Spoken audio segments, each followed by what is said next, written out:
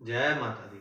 आप सभी भक्तजनों का एक बार फिर से स्वागत है ज्ञान सभा बाय हैप्पी महाराज यूट्यूब चैनल में। हम सभी अभी गीता श्रीमद् भागवत गीता के पाठ का अध्ययन कर रहे हैं। आज हम 5वें पाठ का अध्ययन करेंगे।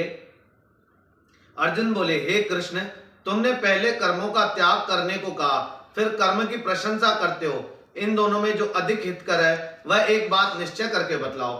तब भगवान श्री कृष्ण बोले, कर्मों का त्याग और कर्मों का कर्म करना ये दोनों ही मोक्ष देने वाले हैं, परंतु इन दोनों में कर्म त्याग से कर्म योग हितकर है। जो किसी से द्वेष नहीं रखते, किसी पदार्थ की इच्छा नहीं करते, जो सन्यासी होता है पुरुष बंधनों से छूट जाता है।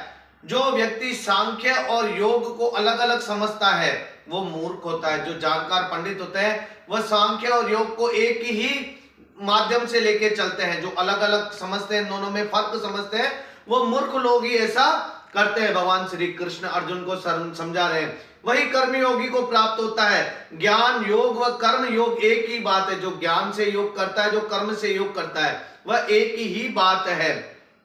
कर्म करने वाले मुनिजन को ब्रह्म प्राप्त होने में विलंब नहीं लगता। कर्म योग युक्त शुद्ध अंतकरण वाला है। मन तथा वाणियों को जीतने वाला संपूर्ण प्राणियों में अपनी आत्मा को देखता है। जो समस्त प्राणियों में, जो जानवरों में, इंसानों में, सभी जगह सिर्फ सब में ब्रह्मा को देखने की यानी भगवान को देखता है, या सब में अच्छा देखता है, अच्छा विचार करता है सभी के लिए।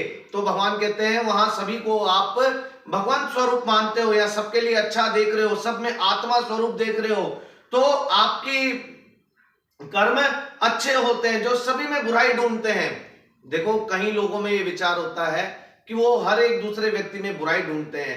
जब आप दूसरे में बुराई ढूंढने जाते हो तो आपको सब बुरे मिलते हैं, और जब आप अच्छाई ढूंढने जाते हो तो सब आपको अच्छे मिलते हैं। जैसे कहा जाता है, बुरा जो देखन मैं चला, बुरा ना देखा कोई। देखो जब बुरा देखने मैं गया तो कोई मेरे को बुरा नहीं मिला, और अपने मन के अंदर देखा तो मुझसे बुरा ना कोई। जब अपने अंदर ही झांक के देख रहा हूं, अपने मन में ही देख रहा हूं, तो सबसे बुरा मैं ही हूं।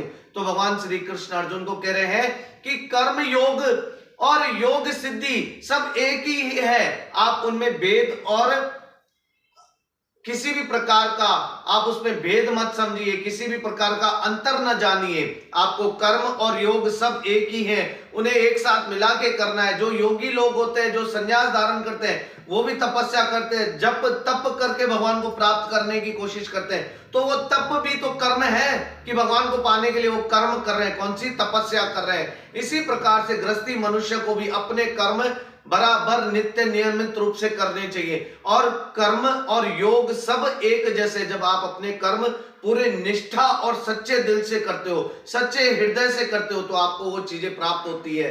कभी भी जीवन में आगे बढ़ने के लिए जीवन में आपकी नीयत और आपका मन साफ होना चाहिए। आप कभी भी जीवन में नीचे नहीं जाओगे, हमेशा ऊपर की ओर उठते जाओगे और ज्ञान प्राप्त करते जाओगे। भगवान श्री कृष्ण 5वें अध्याय में अर्जुन को यही समझा रहे हैं योग और कर्म के बारे में। आपके कुल का जो भी कर्म है, धर्म है, उसे सुचारू रूप से करे, सच्चे मन के साथ, साफ नियत के साथ उसे करते रहे। बोल श्री कृष्ण कन्हैया लाल की जय।